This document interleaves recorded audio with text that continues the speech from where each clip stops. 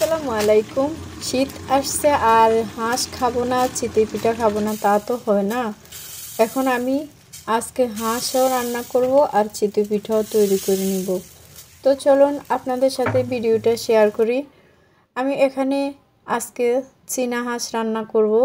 এখানে চীনা হাঁস কেটে ধুয়ে পরিষ্কার করে নিয়েছি। আর এখানে 1 কাপ রান্নার তেল দিয়ে দিয়েছি গোটা তেজপাতা, এলাচ, দারচিনি, লং এগুলা দিয়ে একটু নেড়েছেড়ে ভেজে নিয়ে এখানে আমি 1 কাপ পেঁয়াজ কুচি ভালোভাবে একটু নেড়েছেড়ে নরম করে ভেজে নিব। এখন এখানে দিয়ে দিব 1.5 টেবিল চামচ আদা বাটা আর 1.5 টেবিল চামচ রসুন বাটা। মশলাটা একটু ভালোভাবে ভেজে নিব। মশলা ভাজা হয়ে গেলে এখানে আমি অ্যাড করব ব্লেন্ড করে রাখা পেঁয়াজ, টমেটো আর কাঁচামরিচ একসাথে ব্লেন্ড করে রাখছিলাম, দিয়ে দিয়েছি এখন এগুলো। এখন একটু নেড়েচেড়ে নিব। দিয়ে দিব এখানে পরিমাণ মতো লবণ, দিয়ে দিব হলুদের গুঁড়া, মরিচের গুঁড়া, জিরার গুঁড়া, ধনিয়া গুঁড়া, গরম মশলা গুঁড়া। এখন দিয়ে দিব 1টি টমেটো। মশলাটা একটু তেলের সাথে ভালোভাবে ভেজে নিব। এখন দিয়ে দিব আমি 1 কাপ গরম পানি। একটু নেড়ে ছেড়ে দিয়ে ঢাকনা দিয়ে এটাকে 5 মিনিট আমি কষিয়ে নিব, একেবারে তেল ভেসে আসা পর্যন্ত উপরে। খুব ভালোভাবে তেল উপরে ভেসে উঠছে আর আমার মশলাটাও কষানো হয়ে গেছে। এখন আমি আবারও একটু নেড়ে ছেড়ে দিব। এখন দিয়ে দিব ভালোভাবে পরিষ্কার করে রাখা হাঁসের মাংস।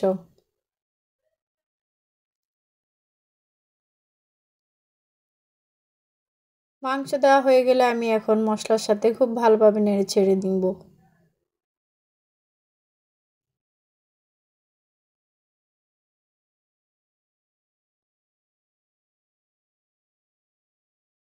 উল্টে পাল্টে ভালোভাবে নেড়ে ছেড়ে মশলার সাথে কষিয়ে নিতে হবে। এখন আমি ঢাকনা দিয়ে দিব। মিডিয়াম আঁচে এটাকে আমি 10 মিনিট কষাবো। মাঝে মাঝে ঢাকনা খুলে নেড়ে ছেড়ে দিব, না হলে নিচের থেকে মশলাটা পুড়ে যাবে। আবারও আমি ঢাকনা দিয়ে দিব।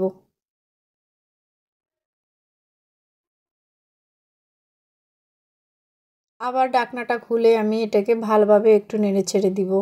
খুব ভালোভাবে মশলা কষানো হয়ে গেছে, মাংসও কষানো হয়ে গেছে আমার। এখন আমি এখানে ঝোলের জন্য পানি দিয়ে দিব। আর মাংসটা যেন খুব ভালোভাবে সিদ্ধ হয়ে যায় এই জন্য আমি পানি দিব।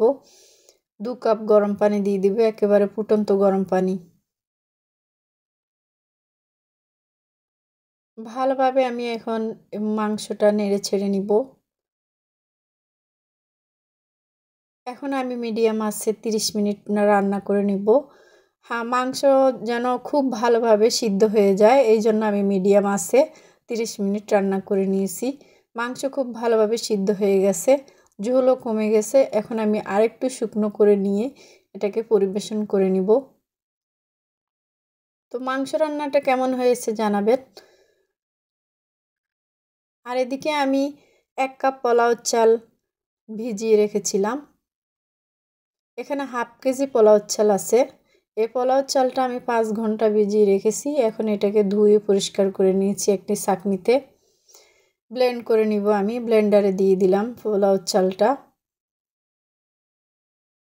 দিয়ে দিব এখানে আমার রেগুলার রান্না করা 1 কাপ ভাত। আর দিয়ে দিব পরিমাণ মতো লবণ। আর এখন এখানে দিয়ে দিব একটু কুসুম গরম পানি দিয়ে দিয়েছি 1 কাপ।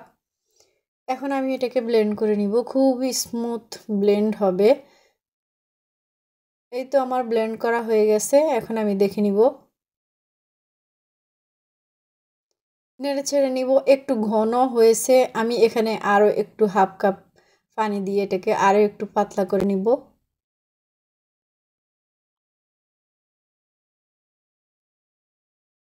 এই তো আমার ব্যাটারটা রেডি হয়ে গেছে চিতই পিঠার। এখন আমি চিতই পিঠা তৈরি করে নিব। এখানে একটি তাওয়া বসিয়ে দিয়েছি আমি। তাওয়ার ভিতরে আমি এখন আস্তে আস্তে ব্যাটারটা ঢেলে দিব। একসাথে অনেকগুলো পিঠা বানানো যাবে। তো আমি এখন এটাকে ঢাকনা দিয়ে ঢেকে তারপরে 10 মিনিট পরে ঢাকনাটা খুলে দেখলাম আমার পিঠাটা মাশাআল্লাহ অনেক সুন্দর হয়েছে। পিঠাগুলো অনেক ফুলেও উঠেছে। এখন আমি একটা একটা করে সবগুলো পিঠা তুলে নিব।